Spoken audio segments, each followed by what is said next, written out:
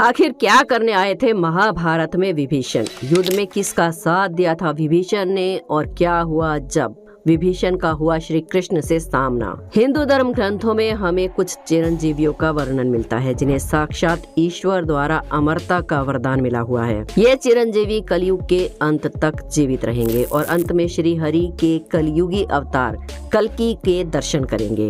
हनुमान जी और भगवान परशुराम की तरह ही विभीषण की भी गिनती इन्हीं चिरंजीवियों में होती है। इन्हीं की तरह ही विभीषण भी आज तक जिंदा है, जिन्हें आज भी श्रीलंका की गुफाओं में देखने का दावा किया जाता है। द्वापर युग में भी विभीषण के होने के संकेत मिलते हैं। तो आखिर क्या थी विभीषण की महाभारत में भूमिका और क्या हुआ जब श्री कृष्ण का हुआ विभीषण की सेना से सामना? आज हम आपको बताएंगे पूरी घटना, तो बने रहिए वीडियो के अंत तक हमारे साथ। लेकिन उससे पहले अगर अभी तक आपने हमारे चैनल अनोखी दुनिया को सब्सक्राइब नहीं किया है तो जल्दी से कर लीजिए और कमेंट्स में जय श्री कृष्णा जरूर लिखें। महाभारत के अनुसार द्रौपदी के विवाह के बाद पांडवों की पंचाल राज्य से मित्रता हो गई और कौरवों को जब पता चला कि पांडव लाक्षागृह से बच निकले हैं और उन्होंने द्रौपदी से विवाह भी कर लिया है, तब हस्तिनापुर के महाराज धृतराष्ट्र ने उन्हें बुलावा भेजा। लेकिन पुत्र मोह के कारण धृतराष्ट्र एक नई उलझन में फंस गए। एक तरफ उन पर युधिष्ठिर को युवराज बनाने का दबाव बढ़ने लगा और वहीं दूसरी तरफ वे दुर्योधन को भी नाराज नहीं करना चाहते थे। इसलिए इस परिस्थिति से बचने के लिए उन्होंने एक तीसरा मार्ग निकाला और पांडवों को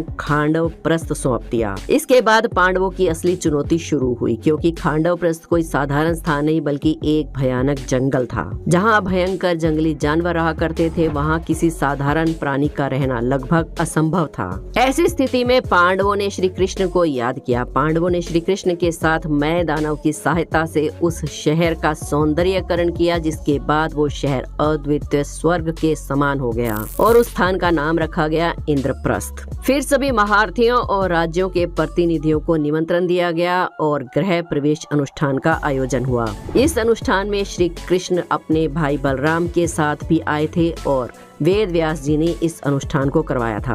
इंद्रप्रस्थ के निर्माण के बाद युधिष्ठिर ने राजसूय यज्ञ का आयोजन किया। इस यज्ञ में उन्होंने विभिन्न राज्यों के राजाओं को निमंत्रण भेजा और बुलावे पर सभी राजा वहां उपस्थित हुए। महाभारत के कुछ संस्करणों के अनुसार एकलव्य भी युधिष्ठिर के इस राजसूय यज्ञ में आए थे, क्योंकि वो भी श्रृंगेश्वरपुर के राजा थे। श्री कृष्ण ने युधिष्ठिर के इसी राजसूय यज्ञ में शिशुपाल का अंत किया था। इस प्रकार युधिष्ठिर के इस राजसूय यज्ञ में सभी छोटे बड़े राजा उपस्थित हुए। ऐसा भी कहा जाता है कि युधिष्ठिर के उस राजसूय यज्ञ में लंका के राजा विभीषण भी आए थे।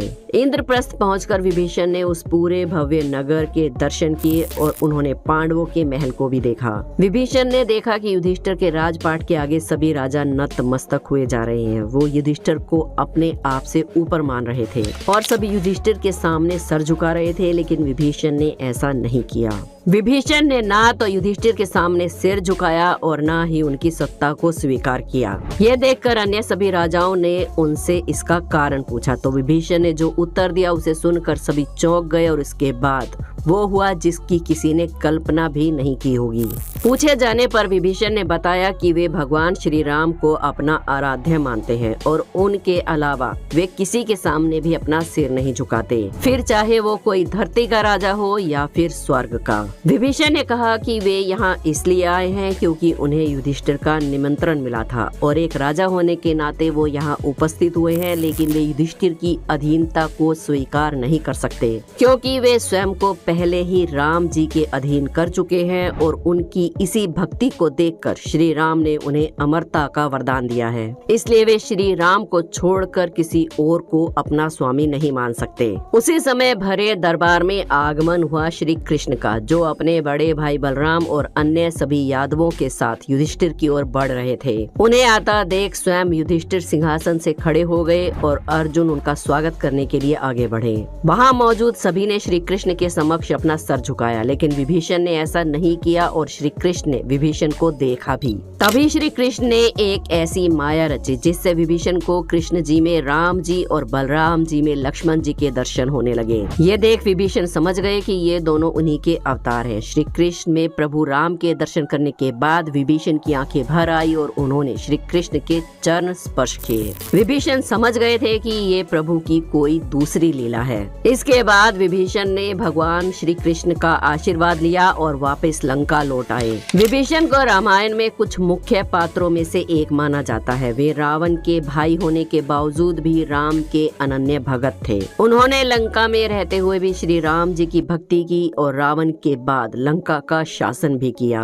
विभीषण ऋषि विशर्वा और कैकसी के छोटे पुत्र हैं, जबकि रावण उनका बड़ा बेटा था। राक्षसी जाति के होने के बावजूद भी वो बाली और प्रहलाद की तरह ही हरि भक्त थे। उनका व्यवहार राक्षसों जैसा नहीं था और उन्होंने अपने बड़े भाइयों के साथ ब्रह्मा जी की तपस्या भी की थी। वे बड़े राम भक्त भी थे और राक्षस नगरी लंका में रहने के बाद भी वे भगवान विष्णु के परम भगत थे। पिता से मिले गुणों के कारण वो पराई स्त्री को सम्मान की दृष्टि से देखते थे, अतः उन्होंने सीता माता के हरण पर पुरजोर विरोध भी किया था। उन्होंने रावण को सद्बुद्धि का मार्ग भी सुझाया था, लेकिन हठी रावण ने उनकी एक न सुनी और अपना सब कुछ गवा बैठा। वैसे विभीषण ही इकलौते ऐसे योद्धा नहीं हैं जो कि रामायण से लेकर महाभारत तक चिरंजीवी रहे हो, बल्कि ऐसे कई और योद्धा भी हैं जो कि अभी तक जीवित हैं और भगवान विष्णु के अवतार कल्कि का इंतजार कर रहे हैं। उन्हीं में से एक है महाबली हनुमान। हनुमान जी की रामायण काल की तो आपने बहुत सी प्रसिद्ध कहानियां सुनी होंगी,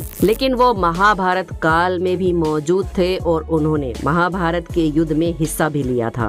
बजरंगबली ऊर्जा के प्रतीक माने जाते हैं और उनकी आराधना से बल, कीर्ति, आरोग्य और निर्भीकता बढ़ती है। भूत पिशाच निकट नहीं आवे, महावीर जब नाम सुनावे। और रिद्धि सिद्धि के दाता असवर दीन जानकी माता, ये तो आपने हनुमान चालीसा में कई बार पढ़ा होगा। हनुमान जी काल चिरंजीवी हैं, ये तो आप जानते ही हैं। और हनुमान जी कहाँ रहते हैं, इस बात का वर्णन महाभारत के अध्याय 151 में मिलता है। इसके अनुसार जब भीम द्रौपदी के लिए सुगंधित कमल के फूल लेने के लिए गंधमादक पर्वत पर गए थे, तब वहाँ उनकी भेंट हनुमान जी से हुई थी। भीम को अपनी ताकत पर बहुत ज्यादा घमंड था, तो हनुमान जी ने उसके इस घमंड को क्षण भर में चूर कर दिया था। जब महाभारत का युद्ध हुआ था तो अर्जुन के रथ के ध्वज पर भी हनुमान जी विराजमान थे, तो इस तरह पता चलता है कि हनुमान जी महाभारत के समय भी उपस्थित थे। इसी तरह जामवंत जी भी चिरंजीवी हैं। जब देवताओं और राक्षसों के बीच समुद्र मंथन हुआ था, जामवंत जी का जन्म उससे भी पहले का माना जाता है। कुछ धार्मिक ग्रंथों की माने तो जब भगवान विष्णु ने वामन अवतार लेकर राजा बलि की पूरी भूमि 3 पगों में नाप ली थी, जामवंत जी उस समय भी उपस्थित थे। और रामायण में भगवान श्री राम का जब रावण के साथ युद्ध हुआ तो उन्होंने अपनी पूरी शक्ति के साथ उस युद्ध में भाग लिया था।